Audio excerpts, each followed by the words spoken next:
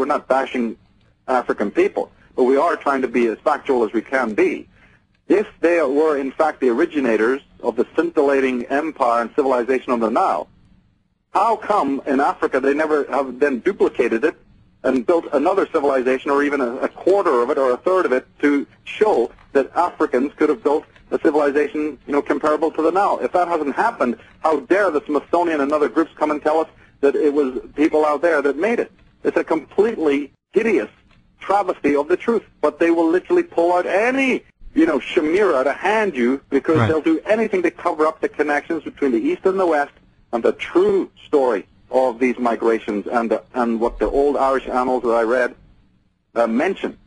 They will do anything to have you go and read them. Our history, as we are taught it, as it is brought down generation through generation here in the West, is I guess it's still being tweaked and corrupted, every 20, 30 years, or even more often than that. A sentence here, an inflection there, in the printed text, so to speak, and you've got a different view. I mean, it must be amazing to go back and do what you do to find out what really happened. It must be also very discouraging at times. We explore the whole question of Egypt and the whole question of the movement of the races, and how did that pyramid get there? How did the civilization, how did it actually get started, and who was the people who started it? And then we have all of the other lie mechanisms, of course, which you have to negotiate and plow through. There's a whole cult since the 1970s, funded by the United Nations, of the Afrocentrists, who tried to convince the world, and have done a pretty good job doing that, of that, it was the Africans who created the Nile civilizations, and there's no real hard evidence for that, but yet that was picked up by the media and by the Smithsonian and the National Geographic and all of these other orgs, which are highly suspect. And they push this for all they're worth, and it's not sustainable. But at the same time, you're stuck with having to then rebut it, and these latest discoveries do rebut it. Even the discoveries of Sigmund Freud at the turn of the century rebutted it.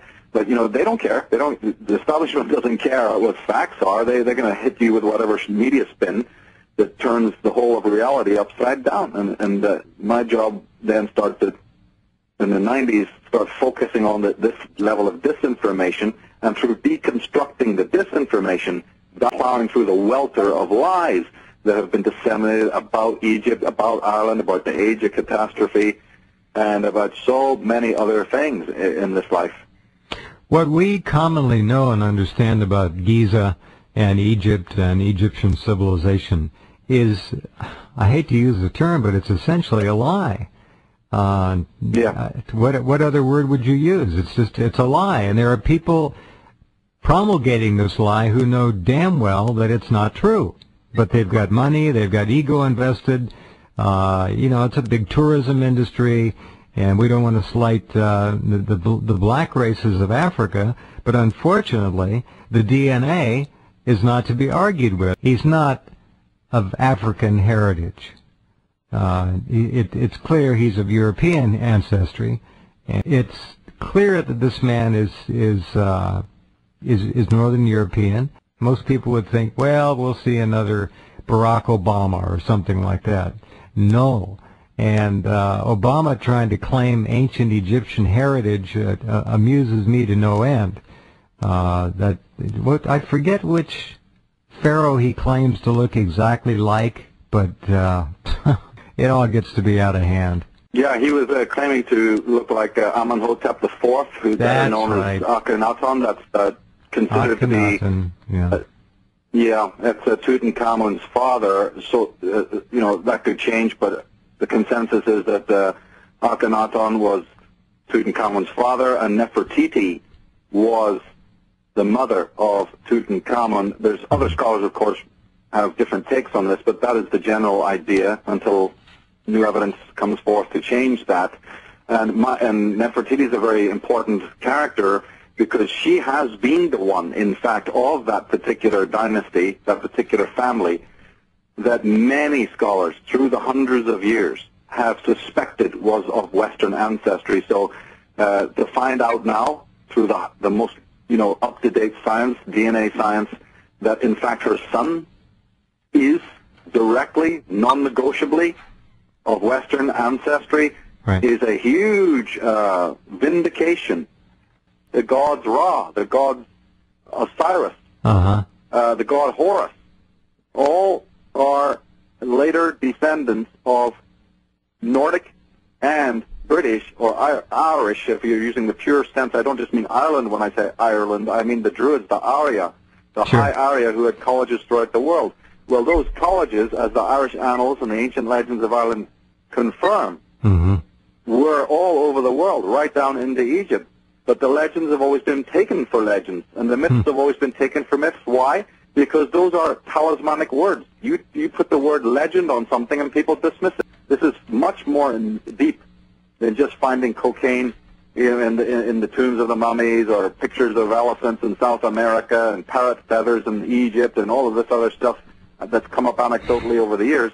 This is absolute vindication for those people who said, no, it's not just that these people visited or being thrown out, like you asked earlier, moved westward in a vain attempt to find a new home. No, this shows that their origin originally, not visitation, but their ancestry came from the West in a direct west to east movement.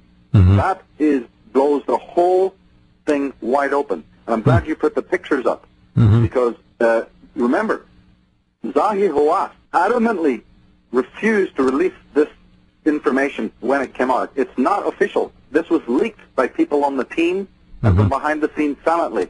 The head men adamantly said, it's in the report, I have it. It says, I will not release it. They were so frightened of what this means for the Afrocentrists and all of the other bogus stuff that's come out from the universities, and what the people will realize when they find that this there's no merit in it. So there's a complete clamp down. Yeah, Those I got it. that you're putting up in the article is completely leaked. Wow. What does that tell you? Yeah, it tells me time. And don't forget that there's an entire tie-in here to the Bible through what is known as the Hyksos people, who have been this group of kings, a dynasty in Egypt that has always had a question mark over it as to who they were, and more importantly, where they came from. And the great scholar Ralph Ellis has proven, he was not the first one, there's been many at the turn of the century, like Sigmund Freud.